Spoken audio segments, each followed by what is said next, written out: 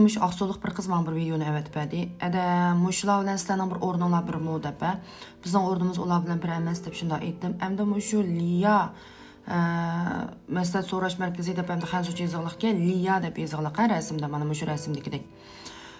Mushu rasmdagi mening chiqargan videorimga, ya'ni men mashg'ulot qilib, men o'z qo'lim bilan o'shigan qizlarning yuzini, mushta o'zining markasini chaplablam. Buni biz hamkorlashgan har bir o'rinlarda qilyapmiz deb mushta yog'on yovda qilib xaridorlarning pulini aldayotganlar intayin chiqqanchimi. Mao qizni to'niydiganlar olib qolsanglar, men aytib qo'ysanglar bo'ldi. Hozir mushu videoni o'z tarqitibdi. Bu mushu xaridorning ruxsatsiz holatda mushu videoni taqtibdi bu qiz bola. Bu qonuniy javobgarlik tortiladigan bu ishchi bu.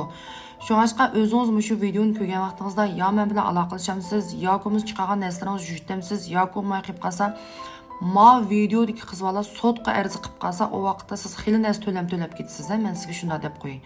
Shuningga qizlar, mening hech qanday yer bilan hamkorlashgan o'rnim yo'q. Mashg'ulotning hammani o'z qo'lim bilan sizlarni o'shayman. O'z qo'lim bilan mashg'ulot ib boraman umoqlar.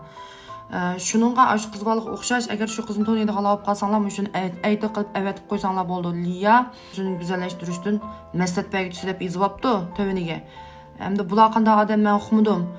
Vaqtin soati kelib qolsa, mening mushu chiqargan narslarimni, mushu xaridorlarning ruxsatsiz, siz mushuni siz jonfa qilib qolsangiz, siz mushuni ruxsatsiz, ya'ni qayta o'zingizning videosi qilib chiqarib qolsangiz, o vaqtda siz qonuniy javobgarlik tortilasiz, chunki umoq qiz. Tibbiy so'zlashtirish masalasi so'rab qolsanglar 187 03 962 53 degan diyorimni qo'shish orqali mendan maslahat so'rasanglar bo'ldi.